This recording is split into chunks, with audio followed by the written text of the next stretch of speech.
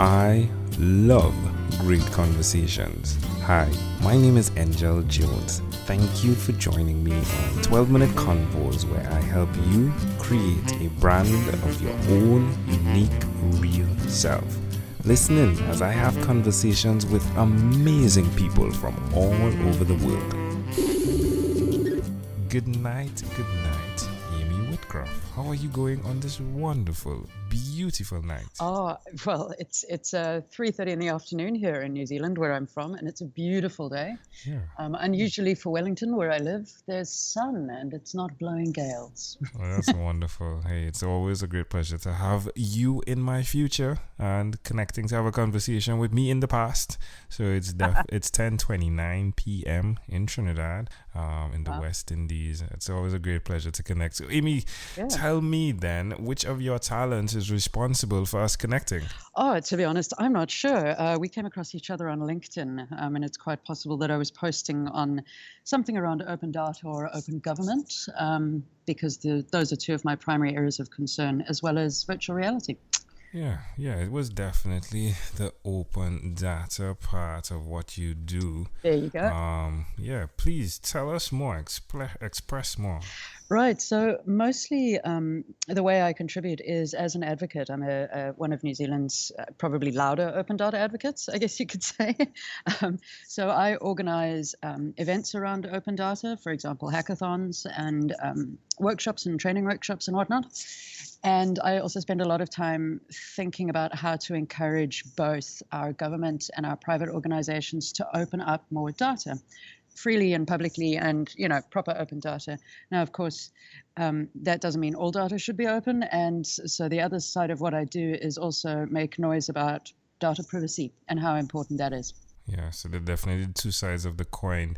Now, One of the things that I would have searched for is podcast hosts, right? And I think the Nerd Night came up as well, right? Yeah.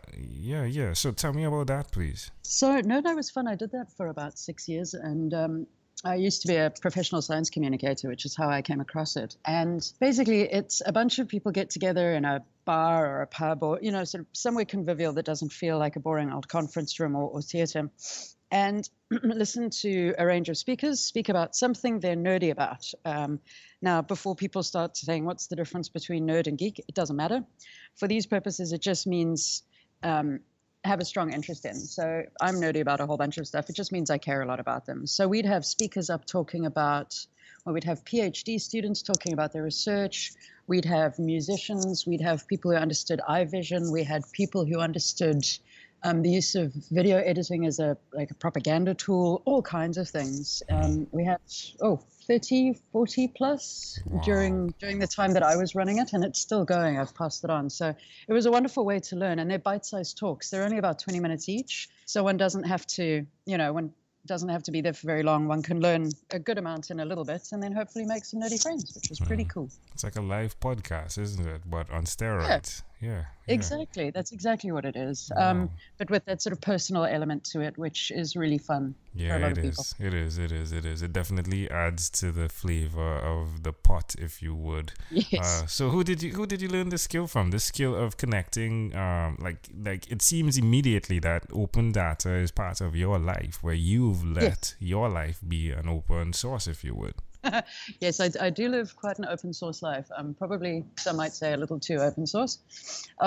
I just fell into it, to be honest. I moved to New Zealand probably about 9 years ago and moved from management consulting into science communication, as one does, and then more and more into science and tech. And when I came across the open data and sort of open government scenes, because they interact quite strongly, 2 or 3 years ago, I just felt an immediate interest in it and love for it, because I had started becoming interested in sort of civil society and life being better for a lot of people.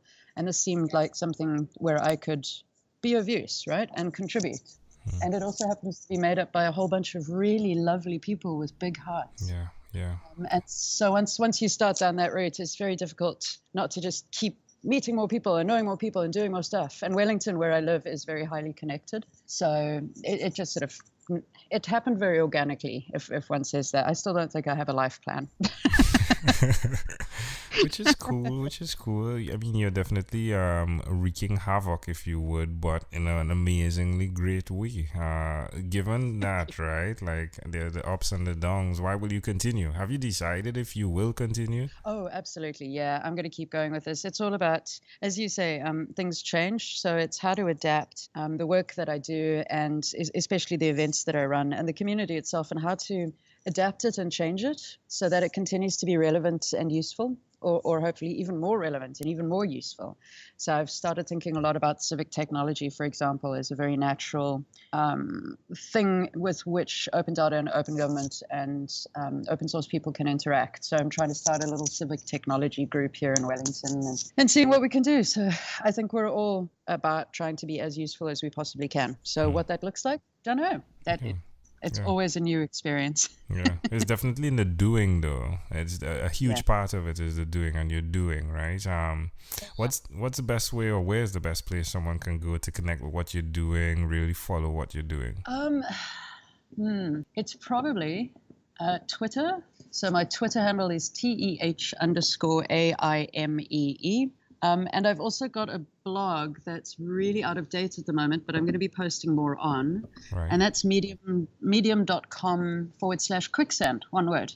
Because it's a place, it's our sandbox for prototyping stuff, hence quicksand. Wonderful. Medium.com/quicksand. Yeah, absolutely. And I mean, there's a bunch of other places where I'm out of, but those are probably some of the main ones. And you know, one's always up for more conversation with different people. It depends on their preferred medium, as it were. Yeah, channel. Love it. All right. So tell me one other thing that you've done consistently over the last 3 years. Worked for government. How does that make you feel? Actually... it's been fascinating. I started working for government with, I think, a fairly common misconception that it was just, and here I'm talking central government, that it was just full of people who didn't care and, you know, blah, blah, blah, all the terrible things that people say about government. And I got to work with some of the smartest, sweetest, most hardworking people I've ever come across. And they're really underpaid as well. So they're clearly doing it for the love of it. Yeah. And so I found it a great privilege to work in government. And I will again, I'm a freelancer. But it's also nice sometimes, in all fairness, taking a bit of a break from it, because it can be slow and frustrating and siloed. Yeah. Huge systems, right? Big elephants, hard to change direction fast, right? Exactly. Even in tiny little New Zealand. Yeah.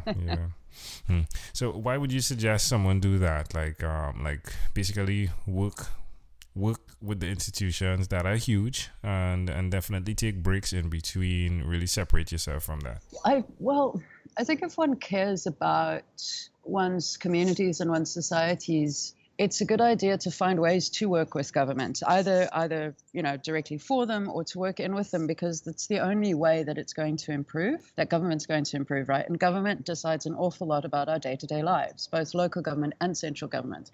So it's one of those things of, you know, you can't change it if you're not willing to get involved and try and do something about it, whatever that looks like. For me, I find it's useful to take breaks and do other stuff, so I don't get too lost in doing one thing. You know, it's a sort of trees for the woods kind of situation. If I can keep my eye on what else is going on out there, then that means that I can probably bring that back to government or whomever else is talking with me, just to help keep them updated. Because, you know, if you spend 8 or 10 hours a day just head down doing your job, you may not know what's going on in the rest of the world, kind of thing. Yeah. It's like riding a motorcycle, right? Like you have to be aware, right, while you're riding the motorcycle, right? It's not like driving a car. Like driving a car, you could take your eyes off, and please do not take your eyes off of the road. But definitely, you can do that, right? It's an afforded capability. But hey, riding a motorcycle, you dare not take it off where you're going.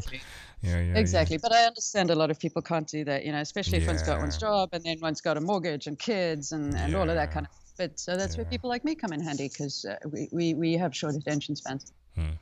Yeah. Well, amazing audience. We are live with Aimee Whitcroft. Do check her out. Again, she said you could check her out at medium.com quicksand. She's pretty active on LinkedIn as well. We connected there. Yep. Open data.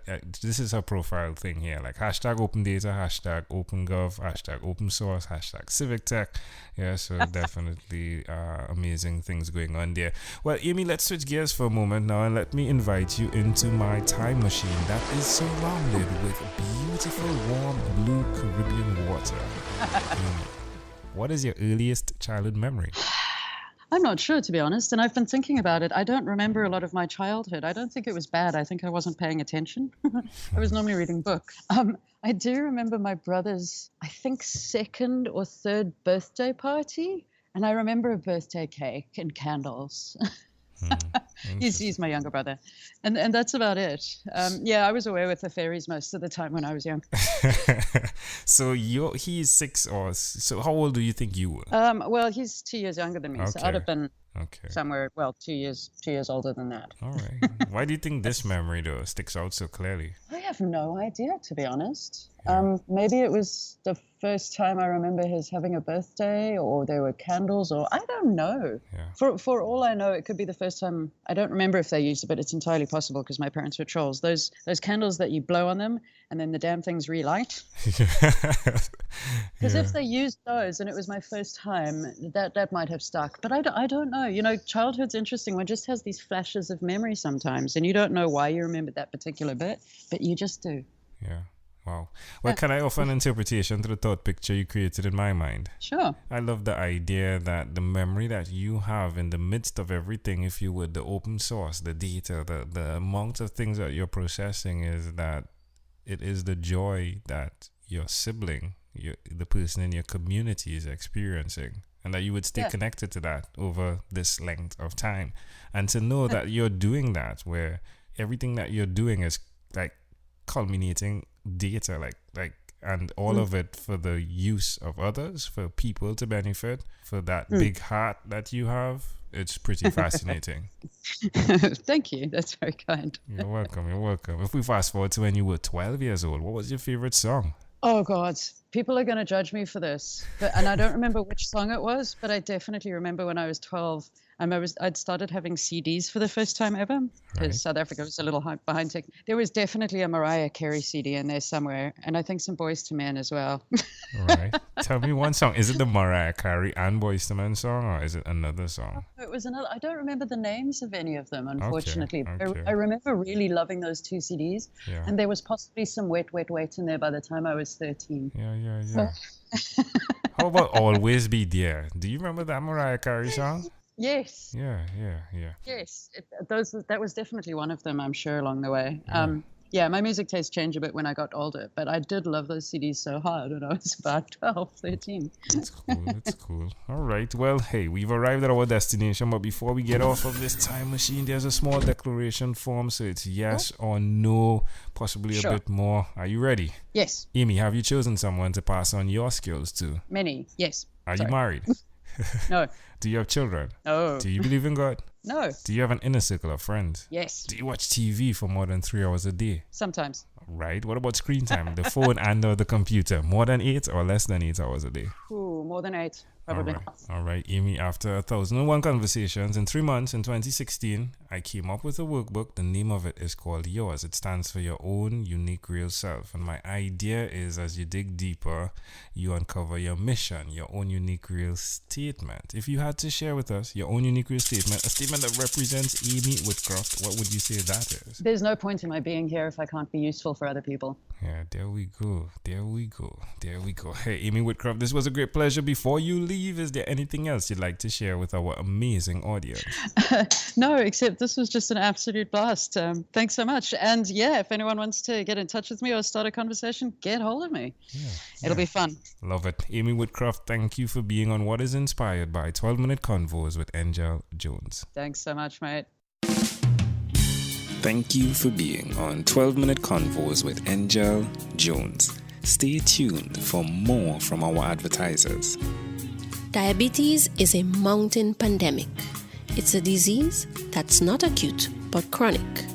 Similar to this rhyming method, I have simplified the definition, the signs and symptoms, and the complications of diabetes for both adults and children in my books, Poems for Patients, A Focus on Diabetes, and The ABCs of Diabetes for Children. These books are available on Amazon.com, and for more information, you can visit my website, poemsbyaj.com. That's poemsbyaj.com.